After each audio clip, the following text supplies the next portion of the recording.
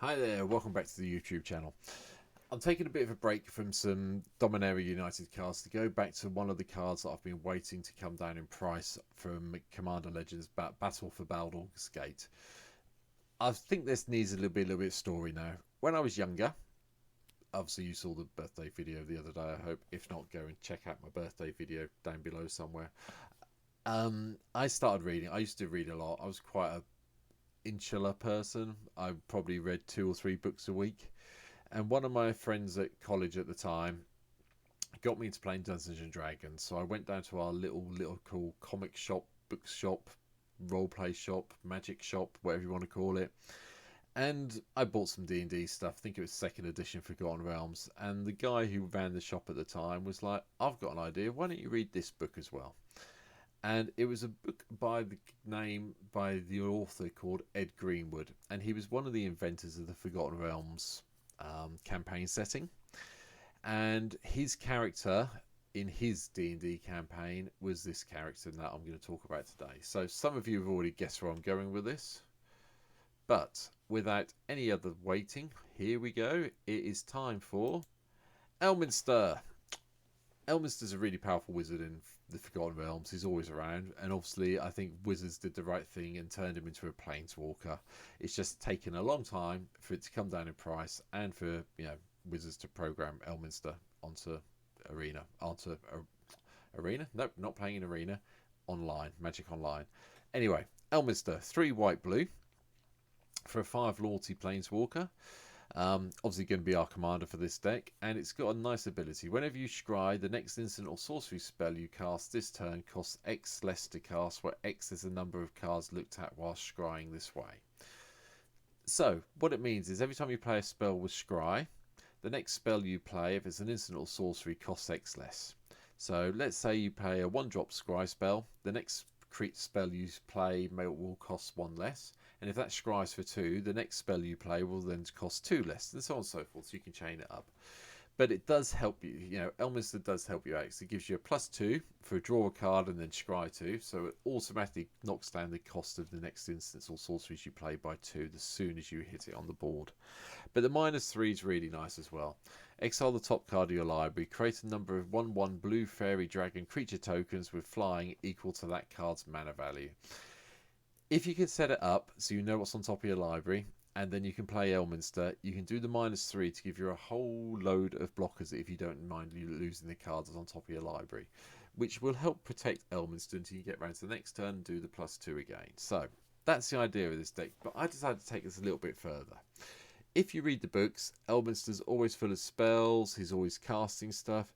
Very rarely are there any creatures involved in Elminster, so I decided to go and challenge myself to keep creatures out of this deck as much as possible, and I kept it to 1 creature.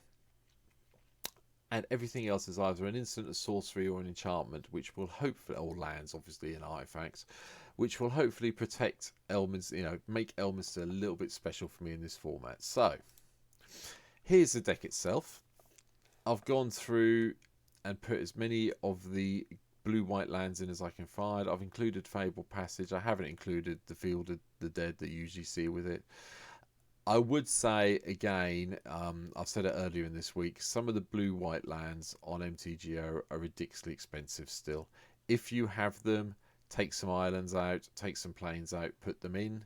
If you have them in real life, you want to look at the mana base. I'm not paying, I think one of the original blue-white dual land I looked at the other day was like 7.5 tickets. Now, obviously, that's a lot cheaper than what it is in real life, but 7.5 tickets for something I can't physically hold, so $8? No, so I'll leave it there where they were. So, just a little thing for me. If you've got them, put them in. If you haven't, you might want to follow this one. For the ramp side of it, I tried to keep it a little bit. We went with Mox Tantalite, Mana Crypt, because at the end of the day, Elminster's 5. If he gets killed, he goes up to 7. So we are going to need some heavy duty ramp. I've gone with Soul Ring as well, Arcane Signet, Howling Mine, Sky Diamond, a Thought Vessel, so we don't have to maximise the hand size. After that, it was a case of what instant sorceries, enchantments do I want it? Oh, sorry, and throwing dynamos in because I picked one up the other day and it seemed like a plan to have it in here.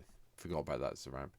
After that is a case of what do I want in that's going to really help me, because at the end of the day I've got a couple of win conditions that we hopefully get to, which will keep us there, but we need to make sure we've got enough going on to stop us getting beaten down and killed as things go along. So I started off with Inevitable Betrayal, just so I can suspend it and then hopefully nick someone else's creatures to block with, which would be lovely. Authority of Consuls in, so we can gain some life and make sure the creatures that have haste don't come in and upset us too much. Then we went for some like instants and sorceries. So we've got Brainstorm, we've got Opt, Scry, Notice, Ponder, Preordain for the Scry and then the draw card. Seven Visions for the draw card, the Scry 2, and also Wizard class. I figured I'd be drawing a lot of cards with this deck, and I wanted to make sure I could get my hand size kept up and I didn't need to discard anything, so that's why Thought Vessel's here, and somewhere down here is Reliquary Tower. There we go. So that's why that's there. It's also got a nice little thing, you know, if we can get up to level 2, whenever this becomes level 2, draw 2 cards, and whenever you draw a card, put a +1/+1 to that counter on a creature you control. We do have one creature in the deck, as you can see.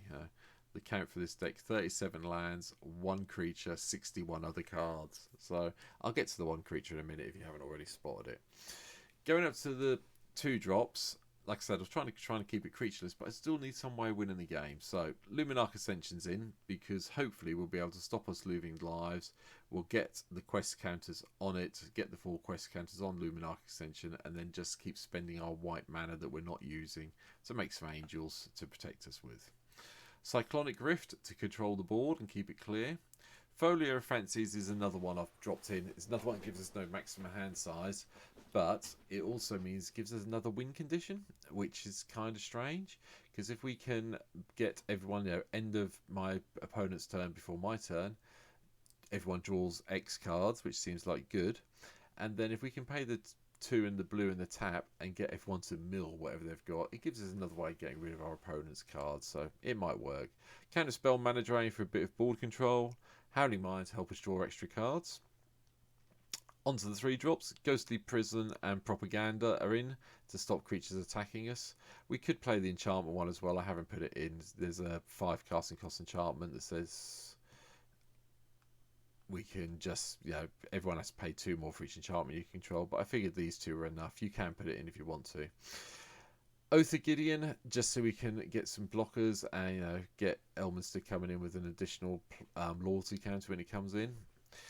Mental's Guidance, because we will have a Planeswalker in play when we cast this, scrying a couple of times and then drawing 2 cards seems like a good plan. Likewise, Oath of Jace, we get to scry where X is the number of Planeswalkers we control. So as long as we've got some Planeswalkers in, and we've got another couple coming up shortly, we'll be able to get a bonus scrying as well. So that seems like a plan to me.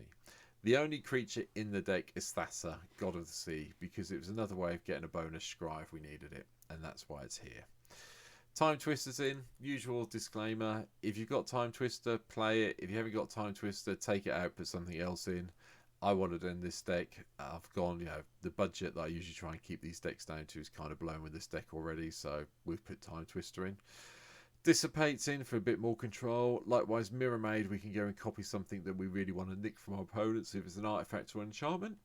So it seemed like a reasonable plan to me. Smothering Tithe to help us do the mana production for the tokens, with the treasure tokens.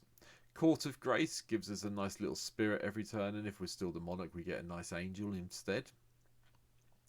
Day of Judgment, destroy all creatures. You know what that does. There's another couple of things coming up on similar things, but I've included Moat. Creatures without flying can't attack. This is probably one of the most annoying cards you can play against. It goes in that nice annoying box I have up here with some of the other annoying ones. I've picked one up, I've put it in this deck. It's a really good way, because most of the creatures I've been facing recently on MTGO have been ground pounders. So I figured, yeah, let's stop it and have the ones that flying. And remember, the 2 things I've mentioned so far, the Court of Grace and the Luminarch Ascension, do give us flying creatures so we get around it. Hence, that's why Starnheim Unleashed is in here. This will be foretold as soon as possible, and then will be played for the maximum amount of mana we can chuck into it later in the game to get those angels, hopefully when Moat's in play. Glimmer of Genius, this is scry 2, then draw 2, so, you know, cuts the next spell down because of Elminster if we have it in play. Inscription of Insight is really nice if we can get up to the 8 mana to do all of it. Return 2 target creatures, scry 2, and then create an illusion. Be really nice.